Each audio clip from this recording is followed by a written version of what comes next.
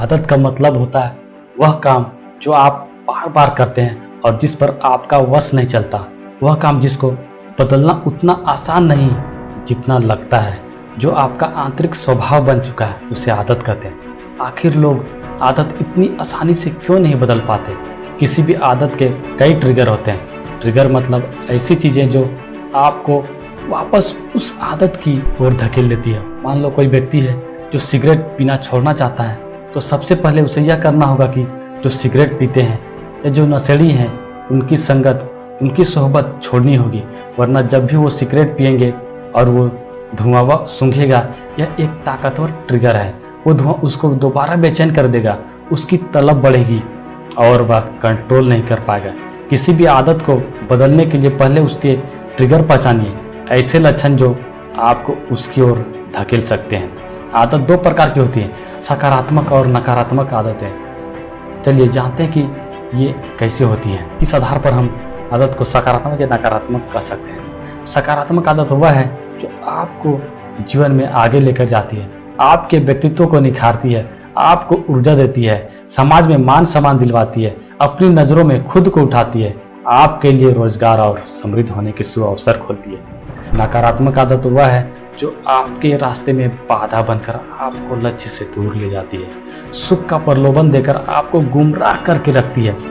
ऐसी आदत है जिसके जाल से आप कभी निकल नहीं पाते, जो सिर्फ आपको अनादर और दुत्कार दिलाती है। कुछ सकारात्मक आदतें: एक नई भाषा सीखना, जल्दी उठना और जल्दी सोना, प्रतिदिन 1 घंटा सुमिरन करना, मेडिटेशन करना, हर हफ्ते 2 घंटे मानव सेवा में देना, व्यायाम करना, ये सभी अच्छी आदतें हैं। बहुत ज़्यादा सोशल मीडिया पर समय बिताना, शरीर का ख्याल ना रखना, सिगरेट पीना, शराब पीना, पोर्न, ब्लू फिल्म देखना, वीडियो गेम खेलना, ये सभी बुरी आदत में है, नकारात्मक आदत है। सबसे महत्वपूर्ण प्रश्न यह है कि आदत इतनी ज़रूरी क्यों होती है? ऐसी क्या खूबी होती है आदत में? आदत बनाना जरूरी इसलिए होता है क्योंकि आप उसी कार्य को करने के लिए प्रत्येक दिन अपने आप को मोटिवेट नहीं कर पाएंगे, लेकिन अगर उसे आदत बना लेंगे तो उसे आप ऐसे करेंगे जैसे उसके बिना आपका दिन अधूरा है। उसके लिए आपको स्वयं को प्रोत्साहित नहीं करना पड़ेगा। जैसे लोग सुबह उठकर नहाते हैं, क्या उनकी आदत है? अगर कोई व्यक्ति जो प्रतिदिन स्नान करता है तो उसके बिना वह नहीं रह सकता, उसके बिना उसको दिन अधूरा लगेगा। क्या सुबह अगर कोई व्यक्ति सैर के लिए जाता है तो अगर किसी दिन वो ना जाए तो बहुत अधूरा लगता है। बिना रोज नहाए भी काम चल सकता है। अगर आप 3 से 4 दिन में 1 बार नहाए तो भी काम चल सकता है। ठीक इसी तरह सुबह सैर करे बिना भी तो काम चल सकता है।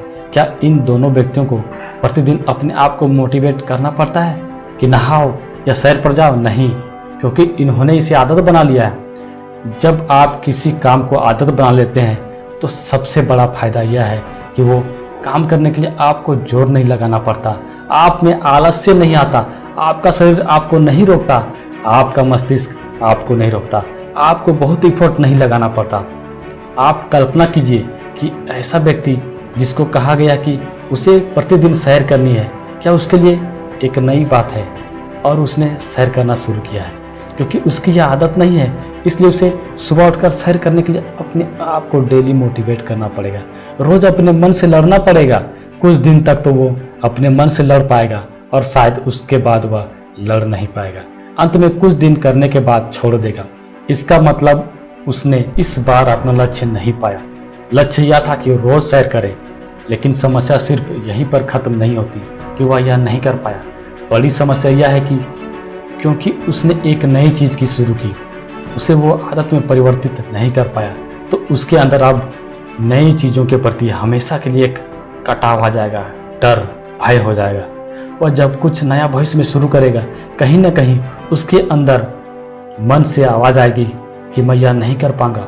वह अपना आत्मविश्वास खो देगा, अपनी नज़रों में खुद के लिए सम्मान कम हो जाएगा, अपने लिए एक घृणा का भाव धीरे धीरे उसके अंदर समा जाएगा, जिसे इन्फीरियरिटी कॉम्प्लेक्स कहा जाता है। नई चीज़ों को करने से वह बचेगा। यूँ कहिए कि अपने आप को कन्विंस कर लेगा, अपने आप को वह मोहित कर लेगा कि नई चीज़ें उसके लिए नहीं बनी है।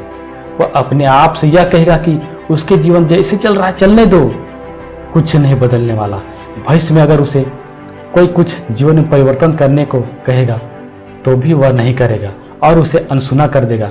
वहीं दूसरी तरफ अगर उसने इसको आदत बना लिया होता तो उसका मस्तिष्क अलग तरह से काम करता।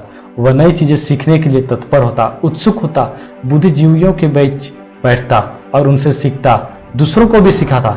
एक अच्छी आदत दूसरी अच्छी आदत को जन्म देती है और एक बुरी आदत लक्ष्य से आपको दूर ले जाती है। सबसे बड़ा सवाल यह है कि किसी नई चीज़ को आदत बनाने के लिए कितना संघर्ष करना पड़ता है और इसी संघर्ष को कम कैसे करें। इसके लिए इस उदाहरण को समझिए। मान लीजिए आपकी मेज या टेबल पर एक बहुत भारी लोहे की चेन पड़ी है। यह चेन इतना भारी है कि उसे सिर्फ सरकाया जा सकता है, उठाया नहीं जा सकता। परंतु आपका लक्ष्य यह है कि आपको इसे नीचे गिराना है। आप उसको एक सिरे से पकड़कर खींचते हैं सरकाने के लिए। अगर इस चेन को नीचे गिराना है तो आपको कितनी मेहनत लगेगी? क्या आपको पूरी चेन जमीन की ओर खींचनी पड़ेगी? जी नहीं।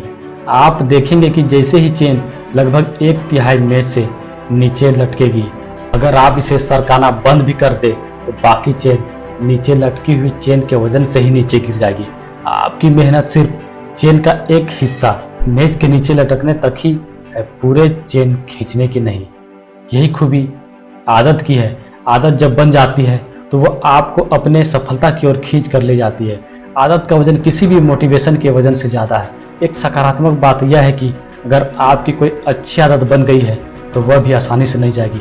अब किस तरह की आदत आप पालते हैं वह मैं आप पर छोड़ता हूँ। बस एक बात याद रखिए कि जैसे जैसे उम्र बढ़ रही है वैसे वैसे आपकी अभी की आदतें हर दिन और ज़्यादा स्थायी होती जा रही है।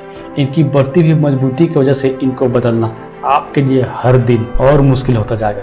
बढ़ती उम्र के साथ साथ शरीर भी कमज़ोर हो रहा है, तो कमज़ोर शरीर पुरानी आदतें बदलने और नई आदतों को अपनाने में ज़्यादा बाधा बनेगा।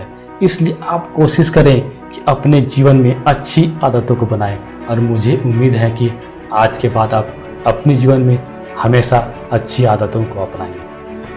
अगर आपको यह वीडियो अच्छी लगी हो तो हमारे चैनल को सब्सक्राइब करें और आप जितना ज़्यादा से ज़्यादा हो सके इसे शेयर करें। तो फिर मिलते हैं अगली वीडियो में।